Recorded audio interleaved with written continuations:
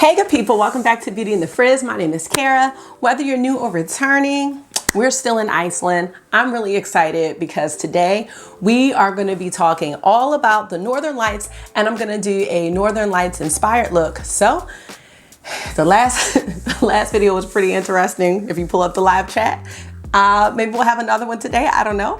But if you want to see the look I create and hear a little bit about the Aurora Borealis, keep on watching this video. Don't forget to let me know what you think. Let me know if you're still in on this trip, because you know how people back out at the last minute. And definitely consider subscribing and joining the community, because I'd love to have you back. All right, let's get started.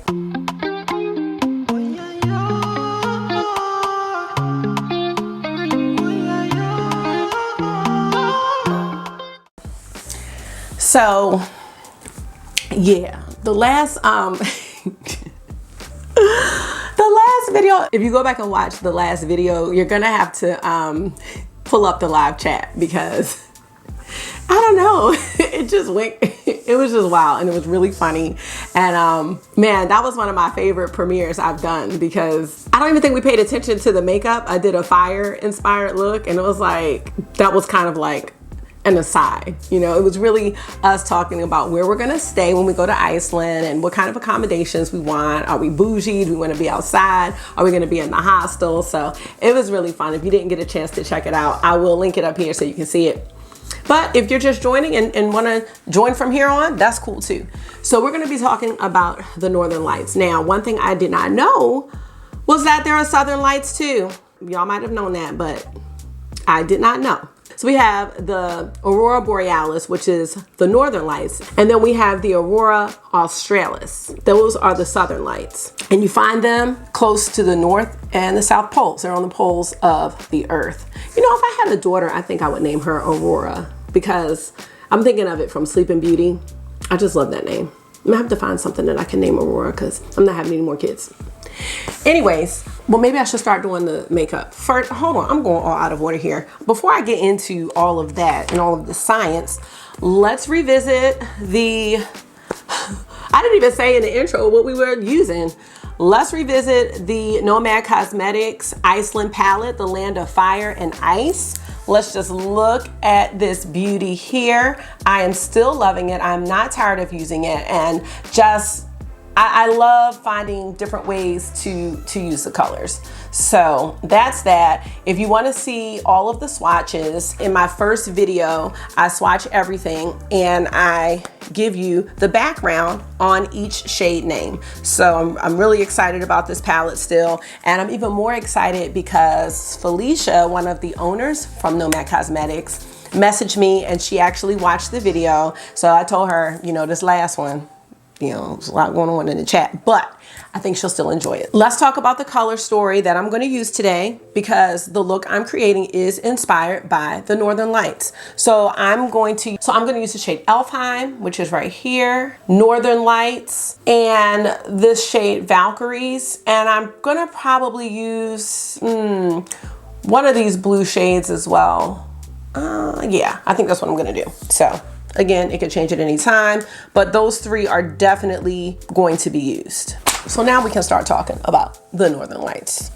So, you know, we watch these movies and we worry about like asteroids and all these things hitting Earth. If you watch, you know, like sci-fi movies and things like that. But there are always things coming toward Earth, and the Earth is designed in a way to protect us from it. And one of the things that are always coming towards Earth at lightning fast speeds pretty much is solar plasma. So they call this plasma coming from the sun solar winds, but it's really like some hot stuff, okay? It's like gases, it's like particles, okay? Now, the reason that these particles don't hit the Earth and burn us all up is because the Earth has what is called a magnetosphere. Actually, in one video they said magnetosphere, but I like magnetosphere. That's how I'm going to say it.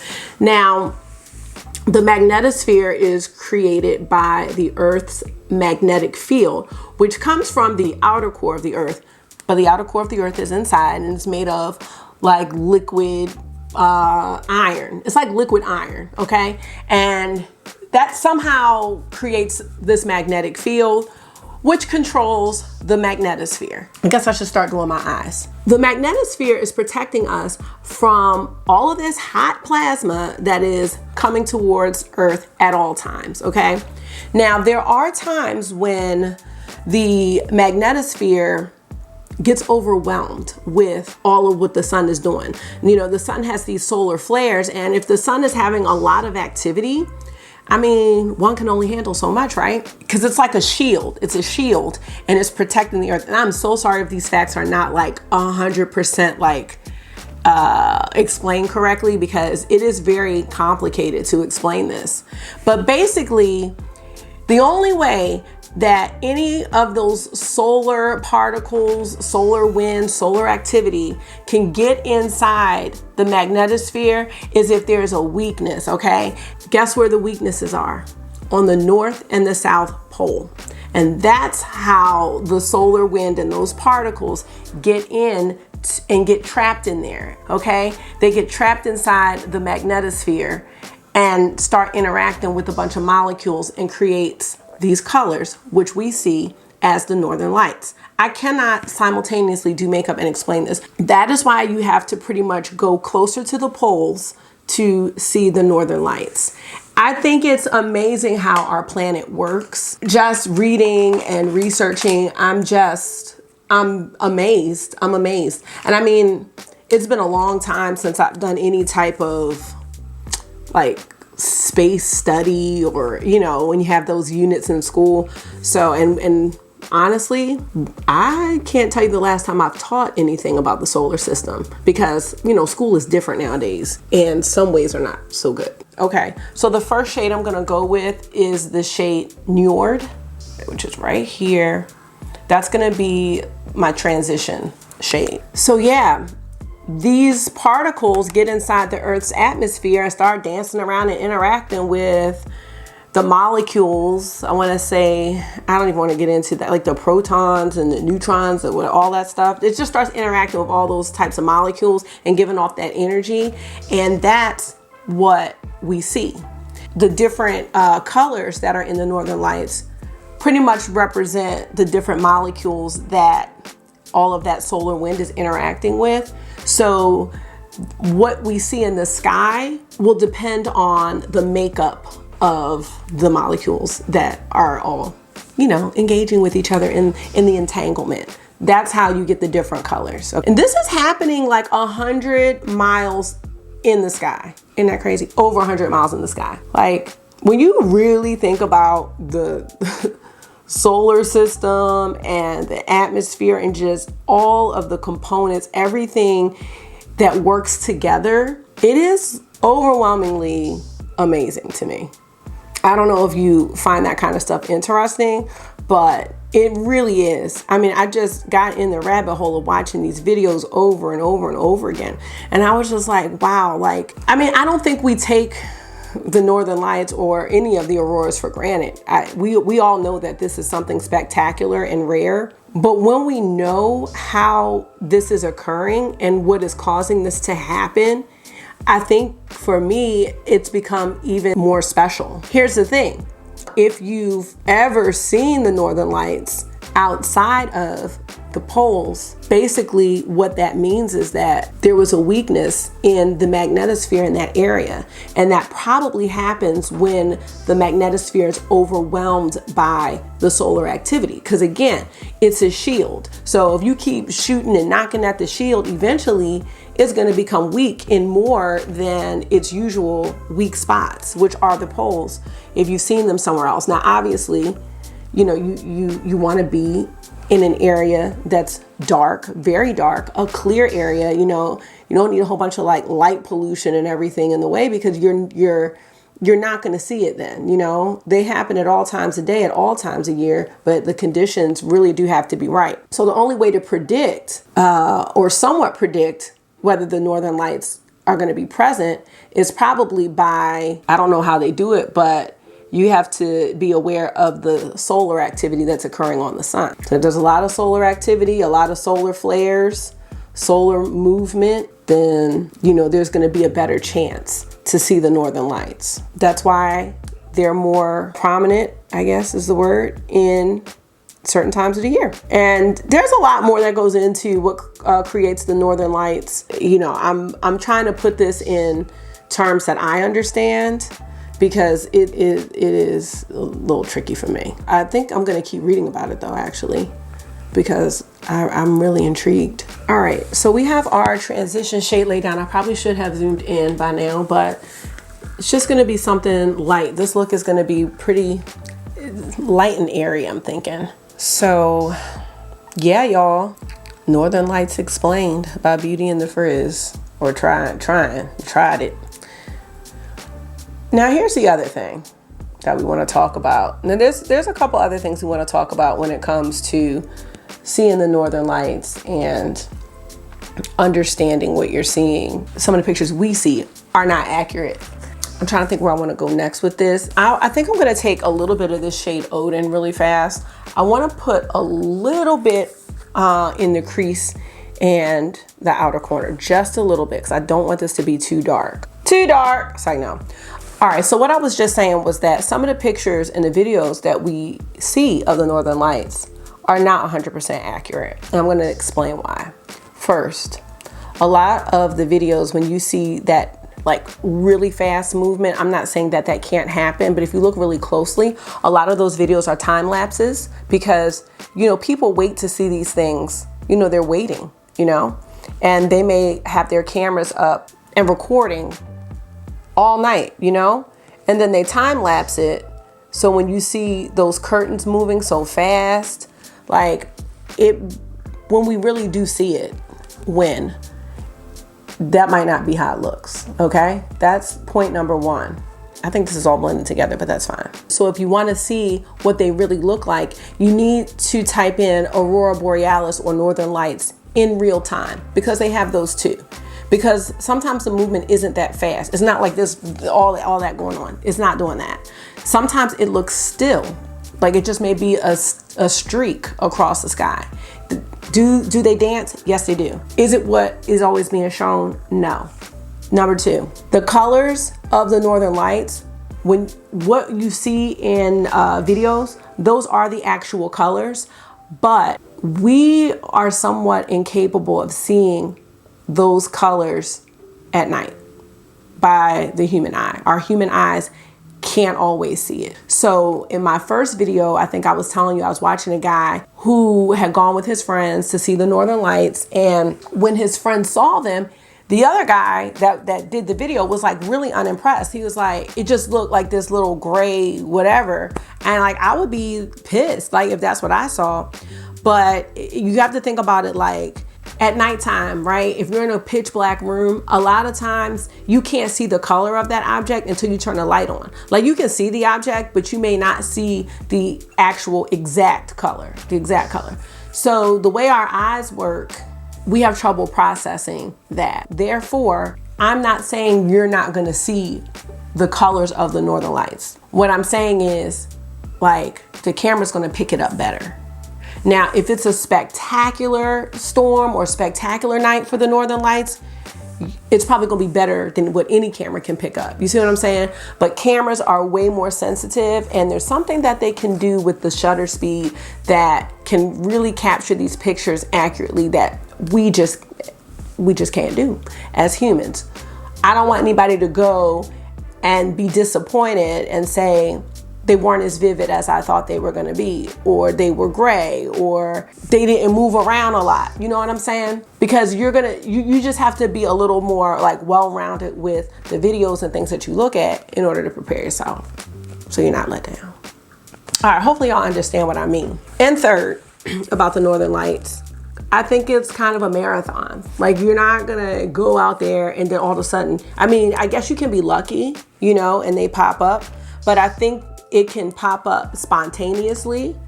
I think that sometimes when people see them, they can kind of see the start of it and then eventually it builds up. I mean, this is just one of those things where it's like, I'm just putting concealer on my hand because I'm gonna try to attempt some type of cut crease situation here. Yeah, I don't know. I'm just trying to like debunk any type of like expectations, you know, because I don't want to go and be sad and be like, it wasn't what I thought it was going to be. But that's the thing. Like, it might not be exactly what you see in pictures or on TV. And I will say that some of these photographers will distort or enhance the colors to look even brighter than they really are, or have colors that are not common. I mean, I think the most common colors that you'll see are green is the most common, blue, like the blue purpley shades, and then I think the less common shade is like the magenta, because the magenta, I believe, occurs the highest. That's gonna be the furthest away. That's not gonna be like at the lower part of the Aurora. That's gonna be up at the top. You're mostly gonna see the green. Not saying you can't see the red or anything like that, but just, you know, let y'all know, like, y'all can't come with color preferences. Can't do that. All right, I'm gonna get more into the look because I don't think I have anything else to say about the Auroras because I couldn't talk and do makeup at the same time. But damn, you know what else I forgot to say? It's Sunday. It's supposed to be mimosas and makeup, but it's science and makeup today because I done forgot to get my daggone drink. That's it. Well, if you need to press pause and get something to drink, you can go ahead and do that now because forgot. So I'm gonna try to just do like halfway. We'll see how this goes. I watched an amazing cut crease tutorial by my friend Marlo Keenan. Y'all gotta check her out because she explains it so well. And she has hooded eyes too. She did it on a live and I really, really want to practice more. I really do because it was so good. I need to go back and rewatch that. Okay, maybe she'll come to Iceland too and we can bring our makeup. So y'all, we are kind of nearing the end of our Iceland trip. The only place we haven't been yet that I would like to go are the capital city of Reykjavik, as well as the Blue Lagoon. I'm probably going to touch on both of those in the last video because I don't think the Blue Lagoon is too far from Reykjavik. So it might be like a little day trip, you know, day trip situation. Because like I said, I don't know when outside is opening up. I mean, for some people, outside hasn't closed. But for me, outside is closed. Traveling is closed. August was like, can't we just wear our masks on the plane? No, he was like, can't we just go on the plane with masks? I was like, no, we can't go on the plane with masks. We cannot. Nope, nope, nope, nope. First of all, see, I have an issue anyway. Let me tell you, people want to put on that air fan. Probably some of y'all watching and just circulate everybody's air around the plane. Nope, nope, nope, nope, nope. Already have an issue with that. Oops. You know what I'm saying. It's just too much, honey. Too much. It's okay. If you're one of the people that do that, that's fine. I'm not mad. But I'm saying I'm not doing it. That's all I'm saying. I'm not doing it. I'm not circulating nobody else's air. I'd rather just have my own stale air on the plane. All right. So that's not even, but trying to do a little something different here, y'all. Now what I'm gonna do is get let's see, I need a good brush. Okay, because we're gonna use this, we're gonna use the green shade and I need a little spritz. Oh, okay, hold on. I'm gonna use this Rougher #2 brush. I think this is gonna be really good for packing on some shimmer and spray it with this Milk, what is this, blur spray? I mean, it's fine. And we're gonna go ahead and put this green on. I think the green is gonna be very vibrant and beautiful. Oh, so yeah. So after what video? Tuesday or Wednesday's video, because that's gonna be the end of our Iceland trip. I'm gonna take a break and do some other stuff because like all my Black Friday stuff is here now finally, except Cleona, but that's gonna be here soon too. I'm gonna take a break from One Week, One Destination. But then we got to figure out where we're going to go next. So our choices are Tokyo, Harajuku, which is my pick for next. But we have Tokyo, we have Berlin, and Marrakesh, and Orient Express. Don't tell me I have 5 palettes. Hold on. Tokyo, Berlin, Marrakesh. Oh, I do have 5 Nomad palettes. So y'all let me know. Tokyo, Berlin, Marrakesh, or Orient Express. What place do you want to learn about next? I'm down for any of them though. I have Tokyo in mind, but you know, it's up to y'all. I'm here for y'all. So this is coming out pretty nice. It's giving me dark sky with Northern Lights vibes. So I'm happy with how this is coming out. I did, you know, decide to do my eyes first again. I kind of like it like that right now just because I can just get the eye look out the way. You know, especially if the boys are here, they're not here right now. So I'm just kind of taking my time. But look how pretty this color is. Very, very beautiful. I feel so good because I feel like I'm actually using this palette. Like I'm actually using it, you know? I should have put the purple right here. Too late. I'm gonna find a place to use it though. Oh, this is just gorgeous. This is just too pretty, y'all.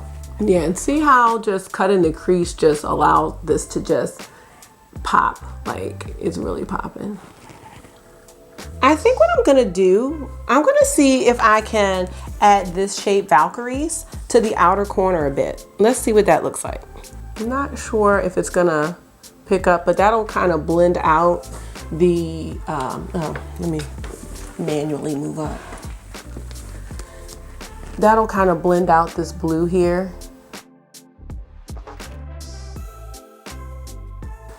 Yeah, I like that. Okay.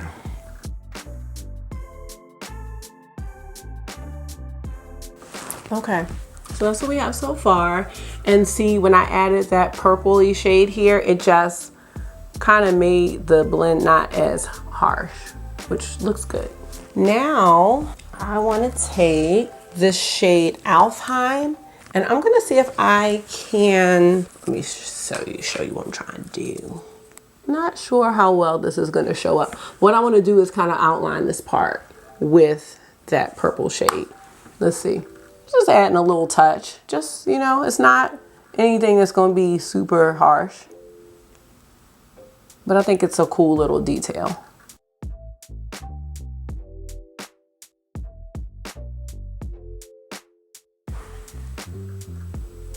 Oh, you see that? So it's just a little detail. Cause see, you can't see it over here because you know I have like fatty hoods.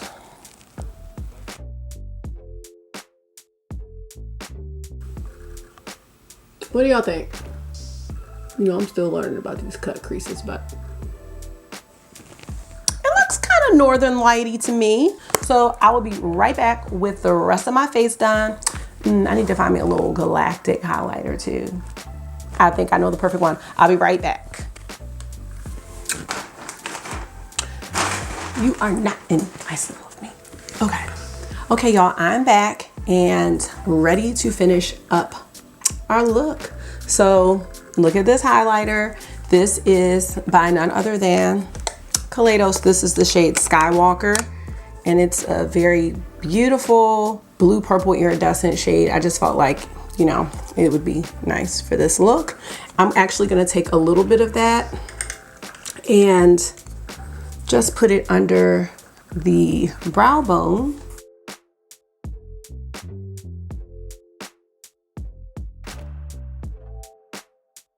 Maybe we'll put that in the inner corner too. I think that's gonna be nice. Boom, boom.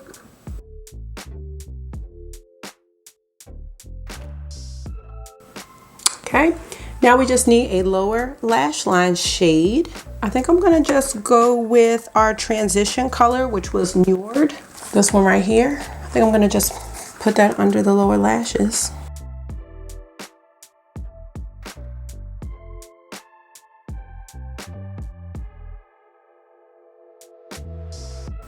Like that. All right, y'all, so what do we think? Only thing that's left will be mascara and lashes, and then we're gonna just close it on out. The science in makeup today, y'all. I'm loving this glow right here though. I'll be right back. Okay guys, I am back. Just took my headband off with the final look for Aurora Borealis inspired eyeshadow. Let's look at it close up now. Look, one of my lashes, this pair has to go in the trash after I'm done with it because they're falling out right here, but it's okay. I love how this turned out. This is like my kind of look. I have on a just a little flesh colored lip gloss by Pat McGrath. It's called Flesh Fantasy. I didn't even put liner on or anything like that. Oh, and for eyeliner, I used a silver eyeliner. It's a ColourPop cream gel eyeliner, just a little silver. And that's it. I mean, we're done. This looks good. Nomad, are y'all becoming my favorite? I don't know. I think it's just the whole theme and how they present it. It's just really great. Not to mention the eyeshadow palette, we already know is like superb quality. But these little shimmers and this, I look like the Aurora Borealis, if I don't say so myself. All right, y'all. Well, thank you so much for hanging out with me today for science and makeup. I don't have a mimosa, but hopefully one of you do. Somebody has something, I hope. And yeah, stay tuned because like I said, I think I'm gonna do one more video with a ice or water inspired look. And truth be told, I think I'm gonna create a Valentine's Day look with this palette too, because I have some ideas for that. February is Monday. So yeah, maybe I'll have that one up on Monday, hopefully. All right, y'all. So once again, thank you so much for taking out your time and giving it to me. You know, I really do appreciate you guys hanging out and all the little chit chat and interaction that we have. And until I see you again, make sure that you are being gentle with yourself. Talk to yourself nice, stay safe, stay warm, and I'll see you in the next one. Bye.